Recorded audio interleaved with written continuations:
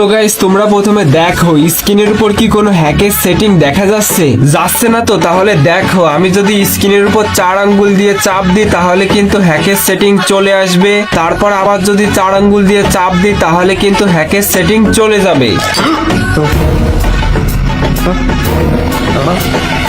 আসসালামু আলাইকুম এভরিওয়ান, কেমন আছেন সবাই? আশা করি সবাই ভালো আছেন। তো যাদের মন ভালো নেই তোমরা ভাই এই মোড মেনুটা দিয়ে গেম খেলো, তাহলে কিন্তু তোমাদের মন প্রাণ দুইটাই ভালো হয়ে যাবে। তো গাইস আজকের এই মোড মেনুটা হচ্ছে কিন্তু ব্রাজিলিয়ান মোড মেনু MTH এর একটা আপডেটেড ভার্সন। তো এই মোড মেনুর আগের ভার্সনটা তোমাদের দেওয়ার পর অনেকেই বলছো যে এটা দিয়ে গেম খেলে মজা আছে, এটা নিউ ভার্সন আসলে কিন্তু অবশ্যই দিবেন, যার কারণে কিন্তু আজকে আমি নিয়ে আসলাম MTH এর আরেকটা নতুন ভার্সন। তো গাইস এই ভার্সনটা কিন্তু ফুললি সেফ চলতেছে, no ban no blacklist. তোমরা কিন্তু এই ভার্সনটা ইউজ করে আনলিমিটেড BRCS খেলতে পারবা। তো চলো আর বেশি কথা না বলে তোমরা এই মোড মেনুটা কই থেকে ডাউনলোড করবা এবং কিভাবে সেটআপ করবা সেটা তোমাদের দেখাই দিই। তার আগে যারা এখনো ভিডিওটাতে লাইক করোনি তাড়াতাড়ি একটা লাইক করে দাও। তো চলো ভিডিওটা শুরু করি। প্রথমে তোমরা যদি এই MTH এর নিউ ভার্সনটা নিতে চাও তাহলে গাইস এবার তোমরা করবা কি, প্লে স্টোর থেকে Z.Cyber এবং শিজুকু অ্যাপটা নামাই নিবা। তারপর শিজুকু অ্যাপের ভিতরে ঢুকে তোমরা শিজুকু অ্যাপটা সেটআপ করে নিবা। তো যারা শিজুকু অ্যাপটা সেটআপ করতে পারো না তোমরা দেখো কমেন্টে আমি শিজুকু অ্যাপ সেটআপ ভিডিও লিংক দিয়ে দিয়েছি,